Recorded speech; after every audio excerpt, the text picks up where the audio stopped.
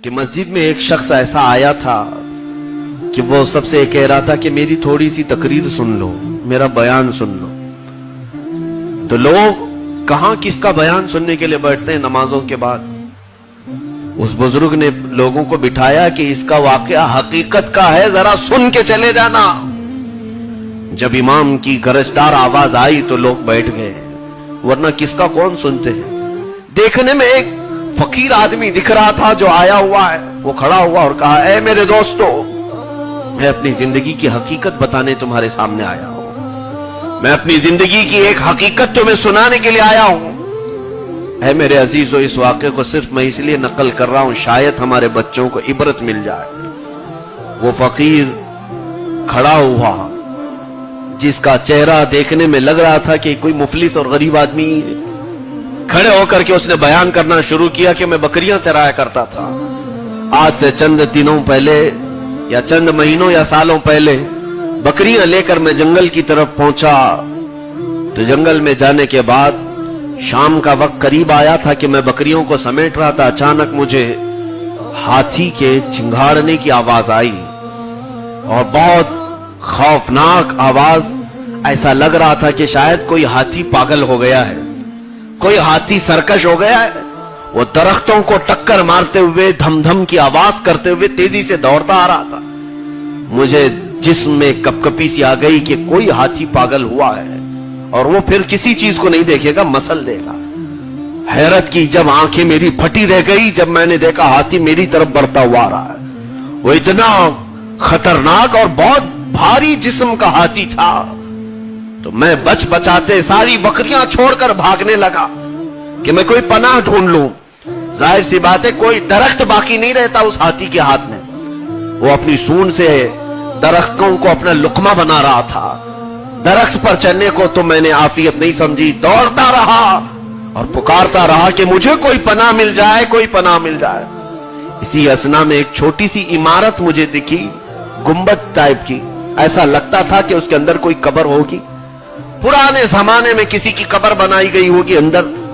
تو میں اس میں اندر داخل ہو گیا تو دروازے بہت چھوٹے سے تھے، کھڑکی ٹائپ کے. اندر اندھیرا اور حقیقت میں وہاں ایک قبر تھی، قبر موجود تھی. وہ ہاتھی دوڑاتا ہوا وہاں تک پہنچ گیا اور جب وہ اندر داخل نہیں ہو سکتا تھا، چھوٹے سے دروازے تھے، تو اس نے اپنی سونڈ اندر داخل کی. مجھے پکڑنے کے لیے یا مجھے روندنے کے لیے اس دروازے کے اندر سے سونڈ داخل کیا اور اس کی سونڈ خالی صرف مجھے ٹکراتی تھی تو میرا جسم پورا ہل جاتا تھا. بچ بچاتے میں کسی کنارے، دیوار کے کنارے چھپا رہا اندر کے اس کبے میں، اس چھوٹی سی عمارت میں. اچانک دیکھا میں کہ قبر سے کچھ بچھو نکل آئے اور اتنے خطرناک بچھو تھے کہ وہ بچھو رینگتے ہوئے، ظاہر سی بات ہے بچھو اڑتا نہیں، دیواروں پر آنے لگے. میں نے دیکھ لیا کہ یہ بچھو ڈنک مار سکتا ہے. اب میرے پاس بچنے کی کوئی صورت نہیں تھی. ایک طرف باہر ہاتھی ہے اور یہاں بچھو نکلے ہوئے ہیں. اس گنبد سے ایک چین لٹک رہی تھی، زنجیر. میں اس سے لٹک گیا اور اپنے آپ کو بچا رہا تھا. اسی اثنا میں نے دیکھا کہ ہاتھی کی سونڈ کو ایک بچھو نے ڈنک مارا. دیوار پر چلتے ہوئے ایک بچھو نے ہاتھی کو ڈنک مارا جس سے ہاتھی فی الفور مر گیا، ختم، باہر مر گیا اور اس کی سونڈ بھی باہر پڑی تھی. ایسے مرا کہ اس کی سانسیں بھی نہیں سنائی دے رہی تھی، کچھ بھی نہیں. اور اسی اثنا میں وہ کہتا ہے میں نے دیکھا کہ بچھو بھی اندر چلے گئے، نہیں تھے آس پاس، کچھ بھی نہیں تھا. میں نے سوچا شاید میرے بچنے کا کوئی راستہ نکل آیا، نہیں تو اس نے اپنی موت کو بہت قریب دیکھ لیا.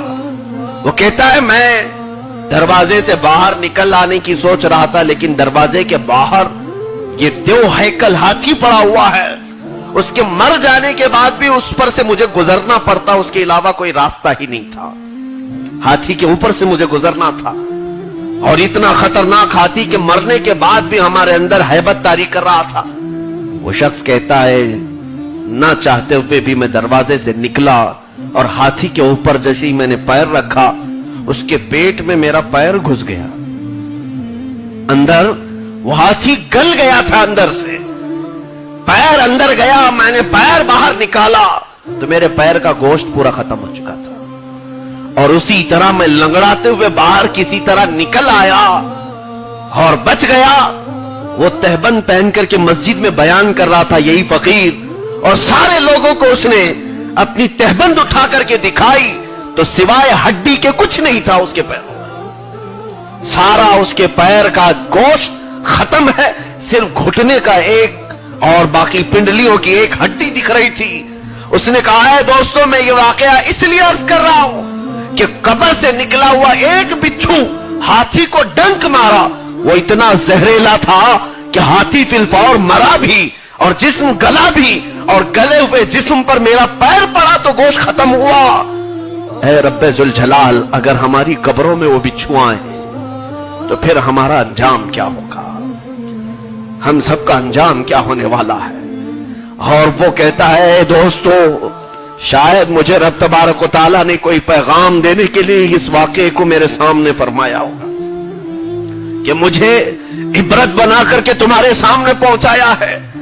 भाज आ जाओ, तुम्हारी ये मुख्तसर सी दुनिया तुम्हें लज्जतों के समंदर में डुबो देगी, मार कर रख देगी, और तुम अपने रब से बहुत दूर कहीं किसी जगह गिर जाओगे और फिर तुम्हें अज़ाब